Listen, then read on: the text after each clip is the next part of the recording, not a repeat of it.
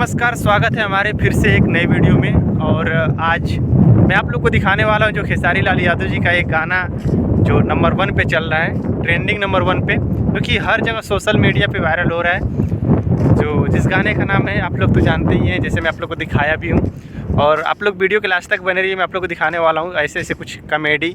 उस गाने पे वीडियो बनाया जा रहा है, कुछ डांस भी बनाया जा रहा है, काफ़ी लोगों का वीडियो वायरल हो रहा है। तो मैं सोचा कि आप लोग को भी थोड़ा थोड़ा वीडियो शेयर कर दूं, क्योंकि आप लोग को मैं ये दिखा रहा हूं, देख सकते हैं स्क्रीन पे, क्योंकि खेसारी लाल यादव जी के गाने पे, गाने का नाम आम लेला। जी हाँ दोस्तों, गाने का नाम है आम लेला और काफ़ी ज़बरदस्त गाना है। प्लीज़ आप अभी तक आप लोग नहीं देखें तो प्लीज़ आप लोग जाइए देखिए ये वीडियो, जो कि काफ़ी शानदार है, जो कि यूट्यूब पे इस समय तबाही मचा के रख दिया है। तो प्लीज़ आप लोग जाइए उस वीडियो को देखिए।